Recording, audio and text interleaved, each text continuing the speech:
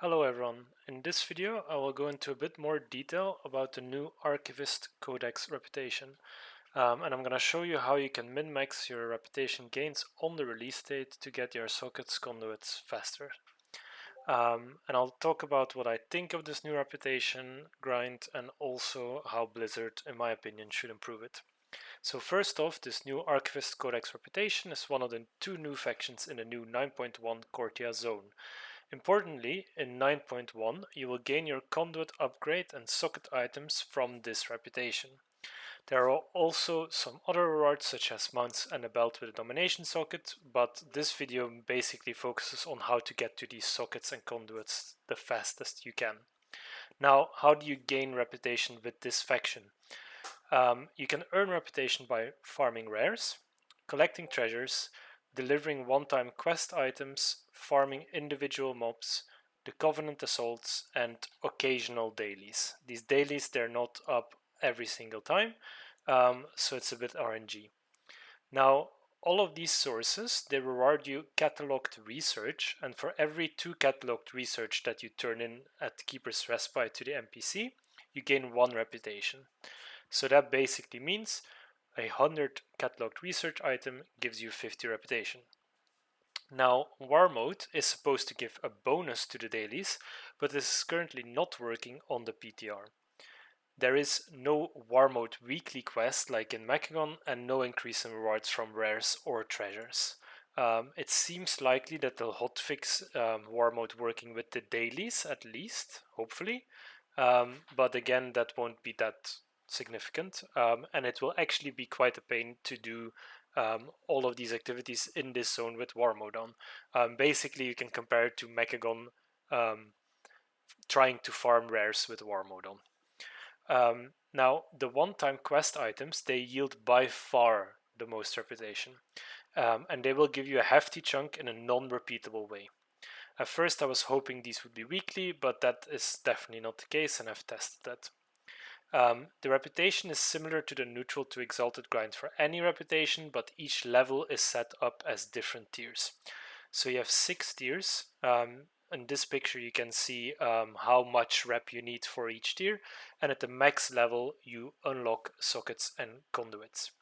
Now, as you can see in this picture, at each tier you also unlock special abilities that kind of allow you to see different parts of the zone that are not accessible to you when you don't have this reputation.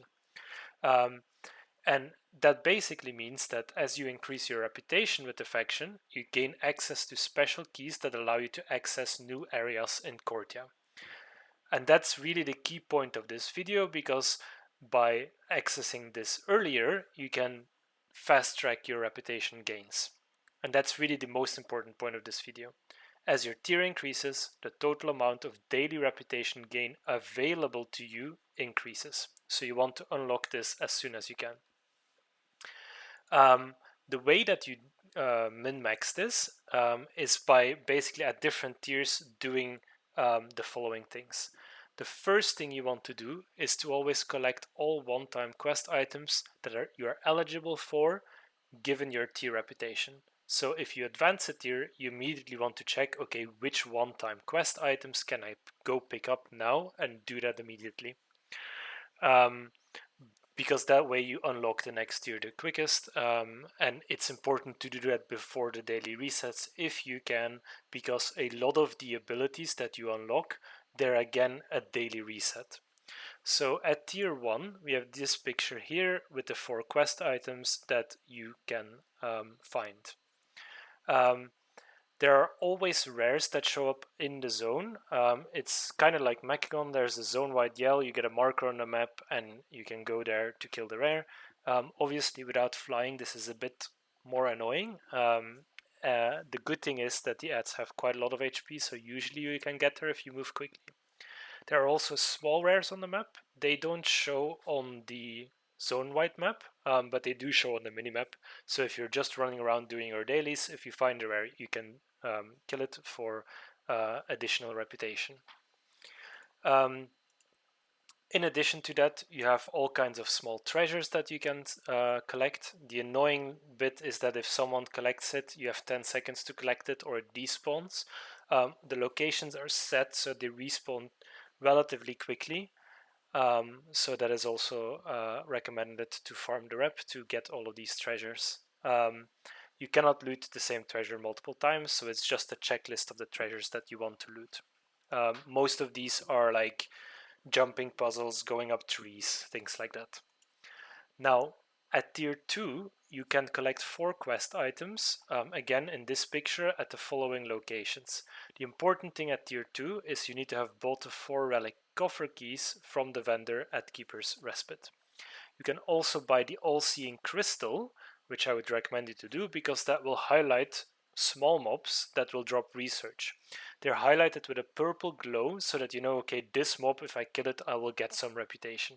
Now, the important thing to say here is that this is a tiny amount of rep. You usually get 1 to 2 rep by killing a mob.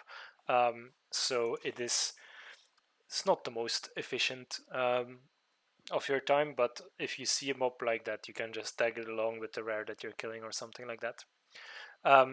At tier 3, in this next picture, you can basically repair 2 ancient teleporters. They're highlighted here on this location. And when you repair them, you can click on that. You get ported to a particular chamber, the Chamber of Wisdom or the Chamber of Knowledge. And there's a big rare that you probably can solo and that you need a tank or a pet for that drops reputation. This is again a daily lockout, so you can keep doing it. But in addition to that, it drops a one-time quest item, and there's also a one-time quest item in that chamber. So again, this kind of shows you if you unlock this tier earlier, you have access to 2 additional rares every single day. Then at tier 4, there's another huge chunk of rep that you can get. You can purchase Rift repair keys. On this map, you can see the entrance to the rift. So once you have a key, you can go there, go into the cave, click on the rift, and you get ported to the rift, which is basically Korthia and the Maw, but in a shadowy version with all kinds of mobs, etc. There are specific rares in that zone, although there are far, far fewer rares than in the normal Korthia zone. And there's also some treasures that you can see highlighted here. Important to say these treasures give more reputation than the normal treasures, so you want to do them every single day. They're always in the same location, so you can get these really, really quickly. And in addition to that, there are some one-time quest items again. Now, when you enter the rift, you basically have 15 minutes to do all of these things. So you want to, the first time that you enter, you want to prioritize getting the 4 treasures plus the 4 quest items, and then go check the rare if you still have time. Importantly, this rift, you might think that that's specific to Korthia, but the old Maw zone actually also has a rift. In that old Maw zone, you again have 4 treasures, but they're one-time treasures. The stolen anima vessels, highlighted in red here on this picture. Some of them are in caves, etc., but that will be pretty obvious if you see it on the minimap, but there is none where you are. It's not bugged. Just find the cave entrance. In addition to that, there are some rares in the old Maw zone that are only accessible in the rift, but they don't actually gain or give you reputation when you kill them. So at the moment, at least, they're not really worth doing unless you want like cosmetic items, cool toys, stuff like that. But these stolen anima vessels, I would definitely recommend to try to get after getting the 4 quest items in the Korthia zone, because these actually do give quite a hefty amount of reputation. Again, it's like 75 rep per treasure, which sounds little, but actually is quite a lot for how little reputation you gain for this faction.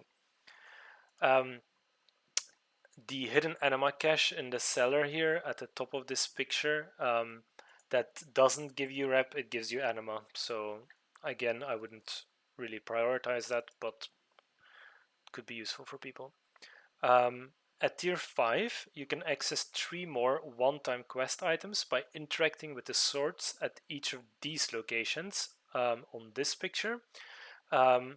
and you need to purchase the research report Ancient Shrines, again from the reputation vendor, to be able to interact with these swords.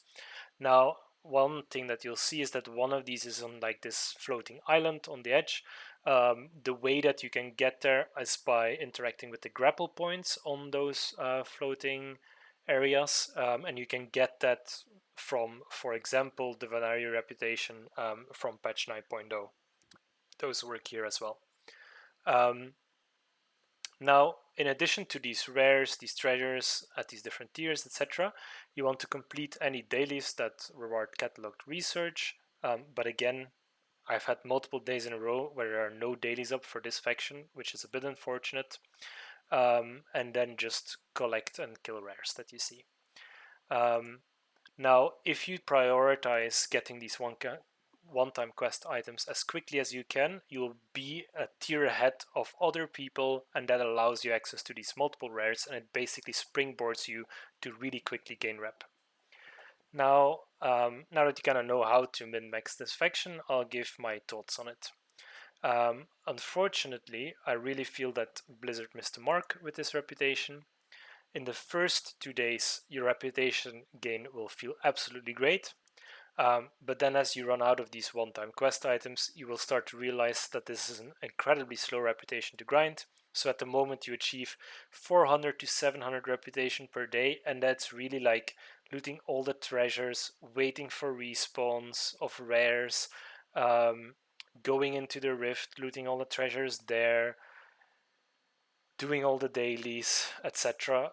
And it takes a lot of time for very, very little reputation. So compared to the Vanari grind, I would say this is much slower and also actually more annoying to do. But your mileage will vary. Some people like camping rares.